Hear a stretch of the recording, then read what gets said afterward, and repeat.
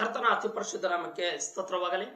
ವೀಕ್ಷಣೆ ಮಾಡ್ತಾರೋ ಎಲ್ಲ ನನ್ನ ಸೋದರ ಸಹೋದರಿಗೂ ಸಬ್ಸ್ಕ್ರೈಬರ್ಗೂ ಯೇಸು ಕ್ರಿಸ್ತ ನಾಮದಲ್ಲಿ ವಂದನೆಗಳನ್ನು ಅರ್ಪಿಸುತ್ತಾ, ಇವತ್ತಿನ ವಾಕ್ಯವನ್ನು ನಾವು ಧ್ಯಾನ ಮಾಡೋದಕ್ಕಿಂತ ಮೊದಲನೇದಾಗಿ ತಮ್ಲೈನಲ್ಲಿ ಹಾಕಿರೋ ಪ್ರಕಾರವಾಗಿ ಸಭೆಗಳ ವೈಭವ ಇದರ ಬಗ್ಗೆ ನಾವು ಧ್ಯಾನ ಮಾಡುವಂತರಾಗೋಣ. ನಾವು ಹಳೆ ಒಡಂಬಡಿಕೆ ಅಧ್ಯಾಯ 2ನೇ ಅಧ್ಯಾಯ 9ನೇ ವಚನವನ್ನ ನೋಡುವುದಾದರೆ, ಈ ಆಲಯದ ಮುಂದಿನ ವೈಭವವು ಇಂದಿನ ವೈಭವಕ್ಕಿಂತ ವಿಶೇಷವಾಗಿರುವುದು, ಇದು ಸೇನಾಧೀಶ್ವರನಾದ ಯೆಹೋವನ ನುಡಿ. ಈ ವಾಕ್ಯವನ್ನು ನಾವು ತೆಗೆದುಕೊಳ್ಳುವುದಾದರೆ ದೇವರ ಮಕ್ಕಳೇ, ಇಲ್ಲಿ ಹಗ್ಗಾಯ ಎಂಬ ಪ್ರವಾದಿಗೆ ಸೇನಾಧೀಶ್ವರನಾದ ಯೆಹೋವನು ಈ ಮಾತನ್ನು ಹೇಳ್ತಾ ಇದ್ದಾರೆ. ಏನ್ ಹೇಳ್ತಾ ಇದ್ದಾನೆ ಅಂದ್ರೆ, ಈ ಸಭೆಯು, ಈ ಆಲಯವು, ಮಂದಿರ ವೈಭವವು ಇಂದಿನ ವೈಭವಕ್ಕಿಂತ ಮುಂದಿನ ವೈಭವವು ವಿಶೇಷವಾಗಿರುತ್ತೆ, ಆಶೀರ್ವಾದವು, ಅಭಿವೃದ್ಧಿಯು ವಿಶೇಷವಾಗಿರುತ್ತದೆ. ಇದು ಸೇನಾಧೀಶ್ವರನ ಯೆಹೋವನು ಹೇಳಿದ ಮಾತು ಅಂತೇಳಿ ಇಲ್ಲಿ ಪ್ರವಾದಿಗೆ ದೇವರು ಹೇಳ್ತಾ ಇದ್ದಾರೆ. ಇಲ್ಲಿ ನೋಡುವುದಾದರೆ ಹಗ್ಗಾಯ ಎಂಬ ಗ್ರಂಥದಲ್ಲಿ 2 ಅಧ್ಯಾಯಗಳಿದೆ. 1ನೇ ಅಧ್ಯಾಯದಲ್ಲಿ ನಾವು ನೋಡುವುದಾದರೆ, ಇವರು ಇಸ್ರಾಯೇಲ್ ಜನರು ಸಭೆಯ ಆಲಯವನ್ನು ಮರೆತಿ, ಆಲಯ ಕೆಲಸವನ್ನು ಮರೆತಿ ಅವರು ತಮ್ಮ ತಮ್ಮ ಕೆಲಸಗಳನ್ನು ನೋಡಿಕೊಂಡಿರುವಾಗ ದೇವರು ಪ್ರವಾದಿಯ ಮುಖಾಂತರವಾಗಿ ಎಚ್ಚರಿಕೆಯ ಮಾತುಗಳನ್ನು ಹೇಳಿ 2ನೇ ಅಧ್ಯಾಯ 9 ವಾಕ್ಯದಲ್ಲಿ ಹೇಳ್ತಾ ಇದ್ದಾರೆ, ಇದನ್ನ ನಾನು ವಿಶೇಷವಾದ ಆಲಯವಾಗಿ ಮಾಡ್ಪಡ್ತೀನಿ, ಇಂದಿನ ವೈಭವಕ್ಕಿಂತ ಇನ್ನು ಮುಂದೆ ನಡೆಯುವ ವೈಭವವು ಆಶೀರ್ವಾದವಾಗಿರುತ್ತೆ ಅಂತೇಳಿ ದೇವರು ಈ ಹಗ್ಗಾಯ ಪ್ರವಾದಿಯ ಮುಖಾಂತರವಾಗಿ ಮಾತಾಡ್ತಾ ಇದ್ದಾನೆ.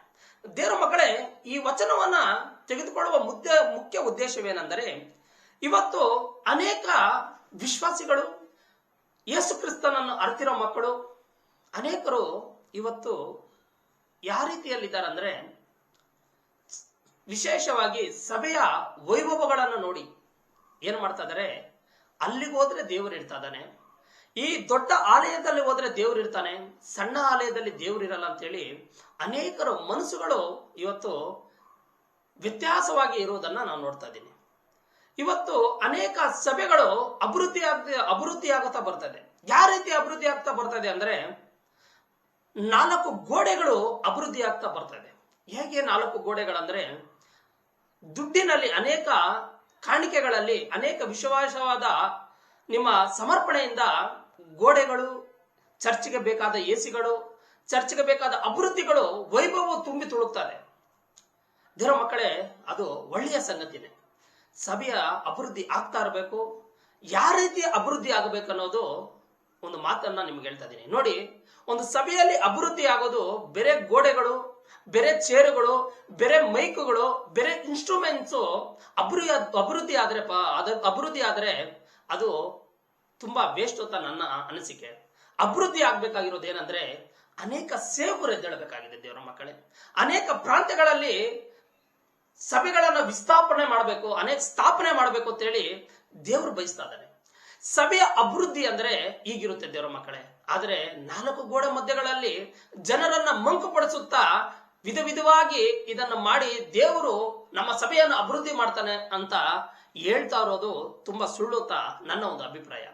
ಇವತ್ತು ಅನೇಕ ಸೇವಕರನ್ನ ಬೆಳೆಸಬೇಕು. ಇವತ್ತು ಅನೇಕ ಚರ್ಚೆಗಳಲ್ಲಿ ಸೇವಕರನ್ನ ಯಾವ ರೀತಿ ಚೂಸ್ ಮಾಡ್ತಾ ಇದಾರೆ ಅಂದ್ರೆ, ಎಂಟಿ ಗೌರ್ಮೆಂಟ್ ಅಫಿಷಿಯಲ್ ಆಗಿರ್ಬೇಕು, ಅವ್ರನ್ನ ಮಾತ್ರ ದೇವರು ಕರೀತಾ ಇದಾರಂತೆ ಅಭಿವೃದ್ಧಿಗೆ, ದೇವರ ಸಭೆಯ ಅಭಿವೃದ್ಧಿಗೆ. ಯಾಕೆ ಗೌರ್ಮೆಂಟ್ ಅಫಿಷಿಯಲ್, ಎಂಟಿ ಗೌರ್ಮೆಂಟ್ ಅಫಿಷಿಯಲ್ ಆಗಿರ್ಬೇಕು, ಗಂಡ ಮಾತ್ರ ಯಾಕೆ ಕರೀತಾ ಇದ್ದಾನೆ?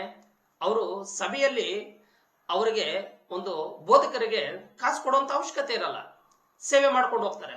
ಯಾಕಂದ್ರೆ ಹೆಂಡತಿಯ ಸಂಬಳ ಬರ್ತಾ ಇರೋದ್ರಿಂದ ಸಂಸಾರ ಸಾಗುತ್ತೆ ಅಂತ ಹೇಳಿ ಅನೇಕರು ಆ ತರ ಬೋಧಕರನ್ನ ಚೂಸ್ ಮಾಡ್ಕೊಂಡವರು ಅನೇಕರು ಈಗ ಎದ್ದೇಳಿದ್ದಾರೆ.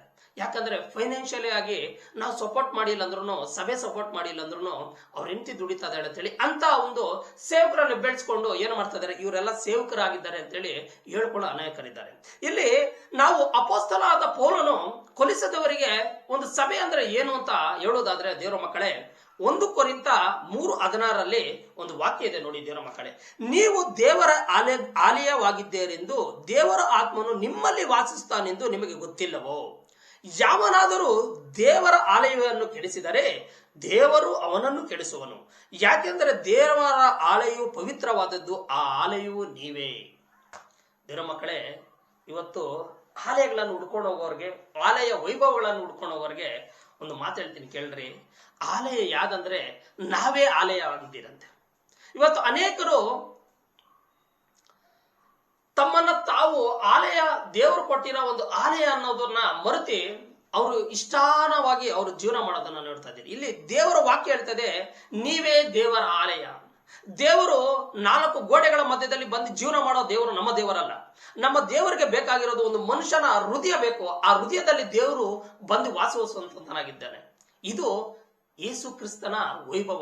ಇದು ಒಂದು ಸಭೆಯ ವೈಭವ. ಇದು ಒಂದು ದೇವಾಲಯ ವೈಭವ. ಯೇಸು ಕ್ರಿಸ್ತನು ಬರುವುದಾದ್ರೆ ನಮ್ಮ ಹೃದಯದಲ್ಲಿ ಏನ್ ಸಿಗುತ್ತೆ ಅಂತ ವೈಭವಗಳು ಏನಿದೆ ಬ್ರದರ್? ನೀವು ಕೇಳೋದಾದ್ರೆ ಒಂದು 5 ಸಂಗತಿಯನ್ನು ಹೇಳ್ತೀನಿ, ನೋಟ್ ಮಾಡ್ಕೊಳ್ಳಿ. ಏನಂದ್ರೆ ಅದು ಶಾಂತಿ, ಸಮಾಧಾನ, ನೆಮ್ಮದಿ, ಪರಲೋಕ ರಾಜ್ಯ, ನಿತ್ಯ ಜೀವ. ದೇವರ ಮಕ್ಕಳೇ, ಇದು ನಾನು ಹೇಳಿದ 5 ಪಾಯಿಂಟು ಯಾವುದೋ ಎಲ್ಲೋ ಒಂದು KG ಬಂಗಾರ ಕೊಟ್ರೆ ಬರುವಂತದ್ದಲ್ಲ, ಯಾರೋ ಒಂದು ಕೋಟಿ ರೂಪಾಯಿ ಕೊಟ್ರೆ ಬರುವಂತದ್ದಲ್ಲ. ಈ 5 ಯೇಸು ಕ್ರಿಸ್ತನ ಆಲಯದಲ್ಲಿದೆ. ಯೇಸು ಕ್ರಿಸ್ತನಲ್ಲಿರುವ ವೈಭವ ಇದೆ. ಶಾಂತಿನ ನೀವು ಯಾರನ್ನ ಕೊಂಡ್ಕೊಳಕ್ಕಾಗುತ್ತಾ? 1 ಕೋಟಿ ರೂಪಾಯಿ ಕೊಟ್ಟಿ ಯಾರನ್ನ ಒಂದು ಸಮಾಧಾನವನ್ನು ಕೊಂಡ್ಕೊಳಕ್ಕಾಗುತ್ತಾ?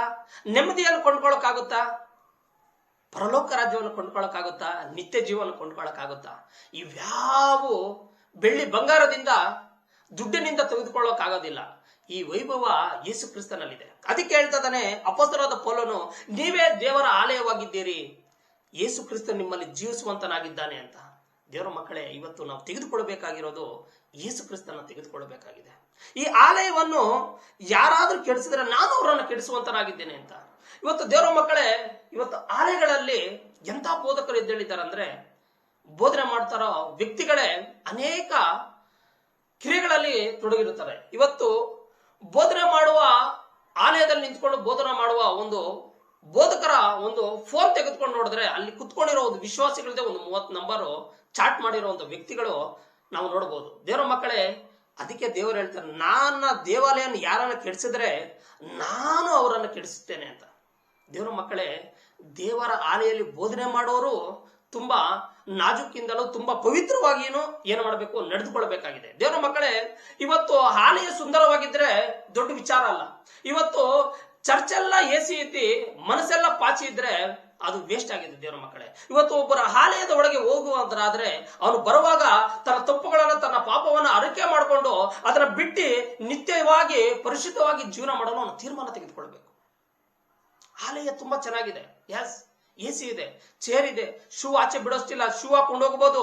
ಆಲಯದಲ್ಲಿ ತುಂಬಾ ಎಲ್ಲ ಸೌಲಭ್ಯಗಳಿದೆ. ಹೋಗಿ ಕುತ್ಕೊಳ್ಳೋಕಷ್ಟ ಒಂದು ನೀರು ಬಾಟಲ್ ಕೊಡುವಂತ ಚರ್ಚ್ಗಳು ಸ್ಟಾರ್ಟ್ ಆಗಿದೆ. ಹೋಗಿ ಕುತ್ಕೊಂಡ್ರೆ AC ಆನ್ ಮಾಡ್ತಾರೆ, ಪ್ರತ್ಯೇಕವಾದ ಸೋಫಾಗಳಿಟ್ಟಿದ್ದಾರೆ. ಚರ್ಚ್ ತುಂಬಾ ವಿಶೇಷವಾಗಿದೆ, ವೈಭವದಿಂದ ತುಂಬಿದೆ. ಆದ್ರೆ ಯೇಸು ಕ್ರಿಸ್ತನೆಂಬ ವೈಭವ ಸಭೆಯಲ್ಲಿಲ್ಲ, ನಿಮ್ಮ ಹೃದಯದಲ್ಲಿಲ್ಲ ಅಂತ ಒಂದು ಬೋಧನೆಯನ್ನು ಕೇಳಿಕೊಂಡು ಅನೇಕರು ಬರ್ತಾ ಇದ್ದಾರೆ. ಅದು ಏನಂತೆ, ವಿಶೇಷವಾದ ವೈಭವವು ಇಲ್ದಿರುವಂತ ಸಭೆಗಳು. ದೇವರ ಮಕ್ಕಳೇ, ಇವತ್ತು ನನ್ನ ಸಬ್ಸ್ಕ್ರೈಬರ್ ನಾನು ಹೇಳೋದೇನಂದ್ರೆ, ನೀವು ತಿಳಿದುಕೊಳ್ಬೇಕಾಗಿರೋದು ಏನಂದ್ರೆ, ಸಭೆ ಅಲ್ಲ ಮುಖ್ಯ ನಮಗೆ. ಸಭೆ ಎಷ್ಟು ಅಂಗಚಂದವಾಗಿದೆ ಅನ್ನೋದು ಮುಖ್ಯ ಅಲ್ಲ. ದೇವರ ಮಕ್ಕಳೇ, ಪರಿಶುದ್ಧಾತ್ಮನು ನಿನ್ನಲ್ಲಿ ಜೀವನ ಮಾಡ್ತಾ ಇದ್ದಾನ. ನೀನು ಒಂದು ಆಲಯ ಆಗಿದ್ದೀಯಾ, ನೀನ ಒಂದು ಆಲಯಕ್ಕೆ ಆ ಪರಿಶುದ್ಧಾತ್ಮನು ಬರ್ತಾ ಇದ್ದಾನ. ನೀನು ಪವಿತ್ರವಾಗಿ ನಡೀತಾ ಇದೀಯಾ? ಆಲಯ ವೈಭವ ಅಂದ್ರೆ ಇದಾಗಿದೆ. ನಿನಗೆ ಶಾಂತಿ ಸಿಗ್ತಾ ಇದೆಯಾ? ನಿನಗೆ ಸಮಾಧಾನ ಸಿಗ್ತಾ ಇದೆಯಾ? ನಿನಗೆ ನೆಮ್ಮದಿ ಸಿಗ್ತಾ ಇದೆಯಾ? ಪರಲೋಕ ರಾಜ್ಯವು ನಿತ್ಯ ಜೀವ ಸಿಗುತ್ತೆ ಅಂತ ನಂಬಿಕೆಯಲ್ಲಿದ್ದೀಯಾ ನೀನು? ಅದನ್ನ ನೀನು ಪಡೆದುಕೊಳ್ಳಬೇಕಾಗಿದೆ. ಇದು ಯೇಸು ಕ್ರಿಸ್ತನ ವೈಭವ. ಇದು ಒಂದು ದೇವಾಲಯ, ಒಂದು ವೈಭವ ಆಗಿರುತ್ತೆ. ದೇವರ ಮಕ್ಕಳೇ, ಇವತ್ತು ನಾನು ನೀನು ಎಂತ ಒಂದು ವೈಭವದಲ್ಲಿ ಜೀವನ ಮಾಡ್ತಾ ಇದ್ದೀರಾ? ನಮ್ಮ ಹಳೆಯ ಜೀವನ ಹೇಗಿದೆ? ಹಳೆಯ ಆಲಯ ನಮ್ಮದು ಹೇಗಿದೆ? ನಮ್ಮ ಮನಸ್ಸು ಹಳೆಯ ಆಲಯ ಹೇಗಿದೆ? ಅದು ಪಾಪಗಳಿಂದ ತುಂಬಿದೆಯಾ? ಆ ಸಭೆ ಯಾವ ತರ ತುಂಬಿದೆ? ದೇವರ ಮಕ್ಕಳೇ, ಇವತ್ತು ನಮ್ಮ ಆಲಯವನ್ನ ನಾವು ಶುದ್ಧಿಗೊಳಿಸ್ಕೊಳ್ಬೇಕಾಗಿದೆ. ನಮ್ಮಲ್ಲಿ ಹಳೆ ಕೆಟ್ಟ ಸ್ವಭಾವಗಳು ಹೋಗಿ ನೂತನವಾದ ವೈಭವದಿಂದ ನಮ್ಮ ಆಲಯ ತುಂಬಬೇಕಾಗಿದೆ. ದೇವರ ಮಕ್ಕಳೇ, ಅದೇ ಯೇಸು ಕ್ರಿಸ್ತನ.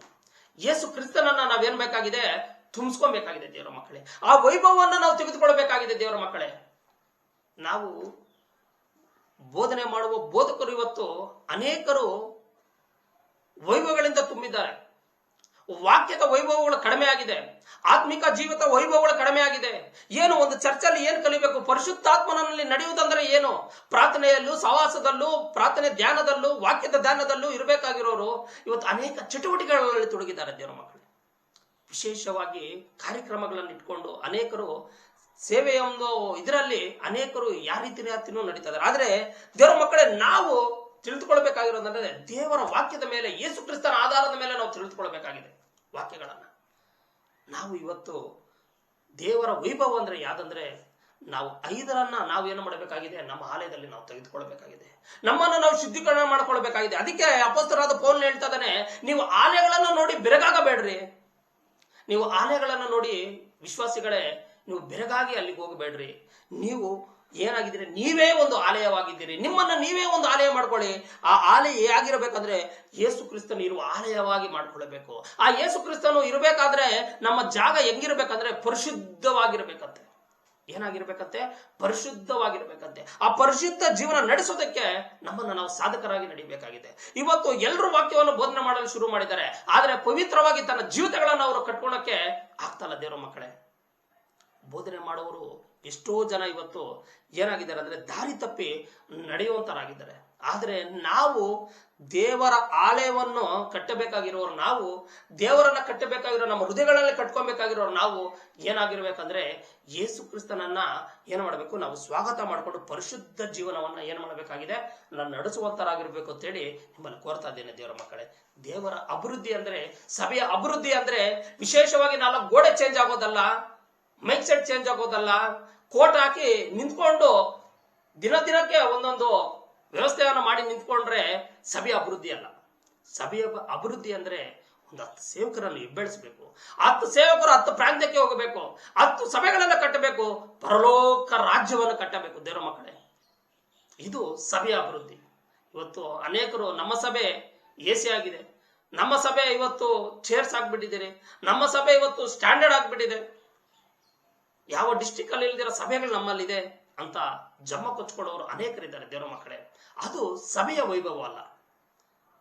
ಸಭೆಯ ವೈಭವ ಅಂದ್ರೆ ಒಂದು ವಿಶ್ವಾಸಿ ತನ್ನ ಪಾಪಗಳನ್ನು ಬಿಟ್ಟು, ತನ್ನ ದ್ವೇಷಗಳನ್ನು ಬಿಟ್ಟು ಒಂದು ಪರಿಶುದ್ಧವಾಗಿ ನಡೆಯಬೇಕು. ಯೇಸು ಕ್ರಿಸ್ತನನ್ನ ತನ್ನ ಹೃದಯಕ್ಕೆ, ತನ್ನ ದೇವಾಲಯಕ್ಕೆ ತೆಗೆದುಕೊಳ್ಬೇಕಾಗಿರೋದು ಪ್ರಮುಖವಾಗಿದೆ ದೇವರೇ.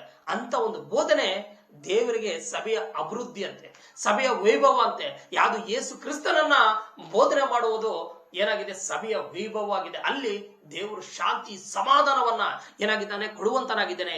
ಇದು ಕ್ರಿಸ್ತನಾದ ಸೇನಾಧೀಶ್ವರಾದ ಯೆಹೋವನ ನುಡಿತ ದೇವರ ವಾಕ್ಯ ಹೇಳ್ತಾ ಇದೆ ದೇವರ ಮಕ್ಕಳೇ. ಇವತ್ತು ನೀವು ಯಾರನ್ನ ತಗೊಂಡ್ಬರ್ತಾ ಇದ್ದೀರಾ ನಿಮ್ಮ ಆಲಯಗಳಲ್ಲಿ? ನಿಮ್ಮ ಹೃದಯ ಎಂಬ ಆಲಯಗಳಲ್ಲಿ ನೀವು ಇವತ್ತು ಯಾರನ್ನ ತಗೊಂಡ್ಬರ್ತಾ ಇದ್ದೀರಾ? ನಿಮ್ಮ ಹೃದಯ ಇವತ್ತು ಬೋಧನೆ ಮಾಡಿ ಕೇಳಿಸ್ಕೊಂಡು ನಿಮ್ಮ ಹೃದಯ ಸೈಲೆಂಟ್ ಆಗಿದೆಯಾ? ಅದೇ ಪಾಪವನ್ನ ಮಾಡ್ತಾ ಇದ್ದೀರಾ, ಅದೇ ಪಾಪವನ್ನ ಮಾಡ್ತಾ ಇದ್ದೀರಾ ಮತ್ತೆ ಮತ್ತೆ ದೇವರ ಮಕ್ಕಳೇ. ಹಂಗಾದ್ರೆ ನೀವು ಅಭಿವೃದ್ಧಿ ಆಗಿಲ್ಲ. ಹಂಗಾದ್ರೆ ನೀವು ನಿಮ್ಮ ಹೃದಯ ಎಂಬ ದೇವಾಲಯದಲ್ಲಿ ವೈಭವ ಇನ್ನ ತುಂಬಿಲ್ಲ ದೇವರ ಮಕ್ಕಳೇ.